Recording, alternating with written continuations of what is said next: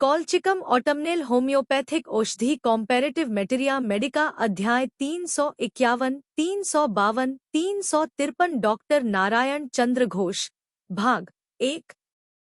Germany, France और Europe के मैदानों में एक तरह का पौधा पैदा होता है जिसकी शोर या जड़ से इसका टिचर तैयार होता है। अस्थियावर्क, पेरियोस्टियम, स्नेहिक झिल्ली, साइजोवियल मेम्ब्रेन और गांठों के मांसपेशिक तंतु, मस्क्यूलर टिश्यू इत्यादि पर ही इसकी क्रिया अधिक होती है। इसलिए इन सब स्थानों की बीमारियों में, खासकर पुरानी अवस्था में, इससे बहुत फायदा होता है। रोगग्रस्त स्थान फूलना, गर्म और लाल हो जाना। डॉक्टर एलेन ने न्यायवाद के लिए इसकी बहुत प्रशंसा की है। पाकस्थली और आंतों की श्लैष्मिक झिल्ली तथा गुर्दा और यकृत आदि की ग्रंथियों पर भी इसकी क्रिया होती है। रात्रि जागरण और बहुत ज्यादा अध्ययन की वजह से कोई बीमारी हुई हो तो कॉलचिकम फायदा करती है। कांकुलस देखिए। जो लोग बहुत हृष्ट पुष्ट और बलवान हैं, वे ही इस दवा के उपयुक्त क्षेत्र हैं। मानसिक लक्षण: मामूली गड़बड़ी, तेज गंध, दुर्व्यवहार और दूसरों का संसर्ग बिल्कुल ही सहन नहीं होना, लिखने के समय शब्द या अक्षर भूल जाना।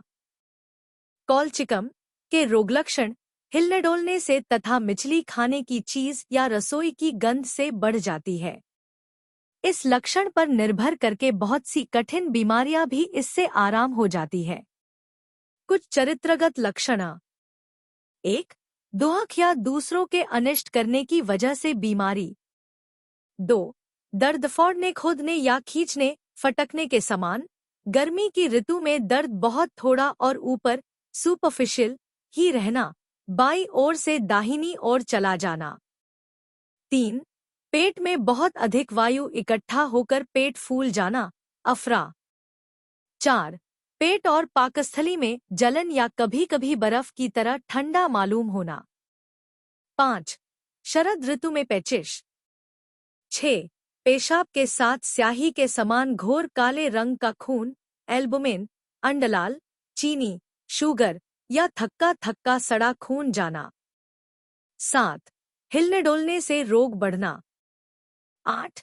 गांठों में वात का दर्द, रोगग्रस्त जगह में ऐसा दर्द कि स्पर्श तक सहन न होना, गांठ छूते ही रोगी का चिल्ला उठना, वात के तेज दर्द में 2x शक्ति।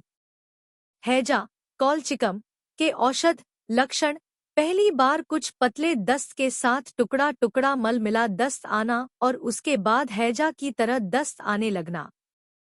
पाखाने का रंग हरा, पीला, लाल और सड़े कुम्हड़े या चावल के धोवन के समान नाना प्रकार का होता है।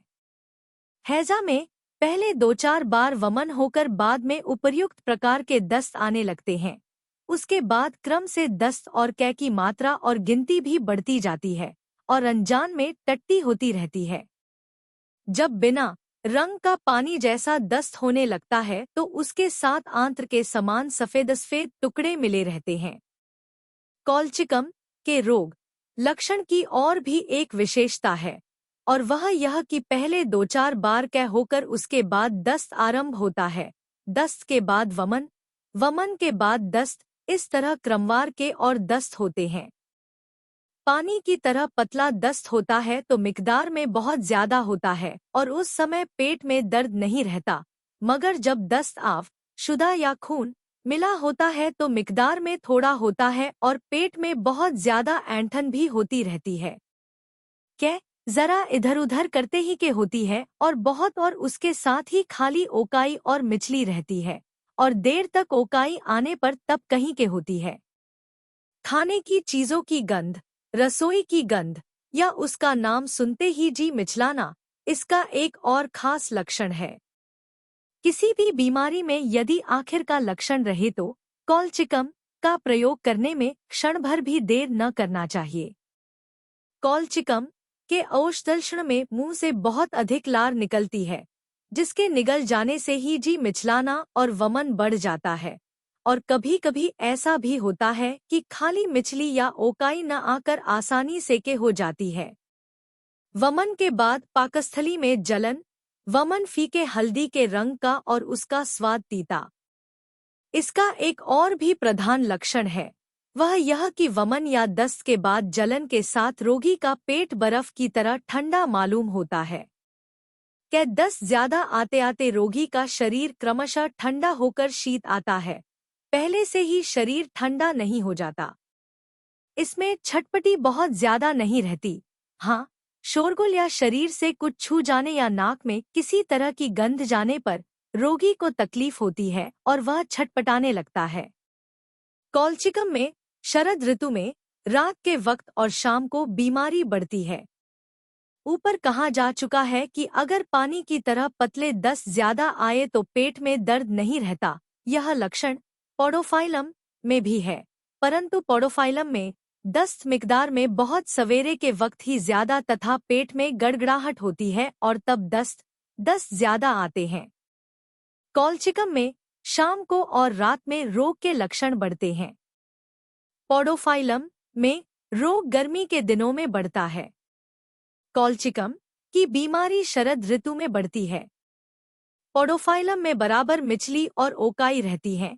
कॉल्चिकम में हिलने डोलने से मिचली बढ़ती है और टट्टी होने के बाद ही फिर पाखाने का वेग आता है, किंतु टट्टी नहीं होती। इसमें अफरा, पेट में जलन और उसके साथ ही तलपेट में ठंडक मालूम होने का लक्षण रहता है। आमाशय, पेचिश, साफ माड़ की तरह पतली गिरी की भांति या छोटे छोटे सूत जैसी सफेद रंग की चमकीली आव, जिसमें एकाध बूंद रक्त या ज्यादा मात्रा में खून जाना, मल के साथ सूत जैसा रक्त अथवा अतिसार के दस्त के समान पानी जैसा पतला मल और उसके साथ ही सफेद आव के टुकड़े निकलना कॉल्चिकम में निर्दिष्ट है। पाखाना होने के पहले पेट में बहुत जोर का ऐंठन का दर्द होता है। जल्दी जल्दी या बार बार टट्टी होती है, किंतु हर वक्त टट्टी नहीं होती। पेट में बहुत वायु इकट्ठा होता है। पाखाने के समय पेट में भड़भड़ आवाज होती है। इसके सिवा पेट में दर्द, कूथन, वेग, कांच निकलना, मिचली, वमन के साथ बेहोशी सी होना इत्यादि लक्षण और पाखाना होने के बाद मलद्वार में अन्य प्रकार का कष्टदायक दर्द रहता है, किंतु पेट का दर्द घट जाता है। कॉल्चिकम में पाखाना फिर चुकने के बाद भी बहुत देर तक कूथन बनी रहती है और उस कुथन के बंद होते ही रोगी सो जाता है। कॉलोसिंथ में पाखाने के बाद ही पेट का दर्द जाता रहता है और दबाने से कुछ घटता है। सल्फर में वेग और कूथन बहुत देर तक, यहाँ तक कि दूसरी बार पाखाना जाने तक रहती है। Subscribe please.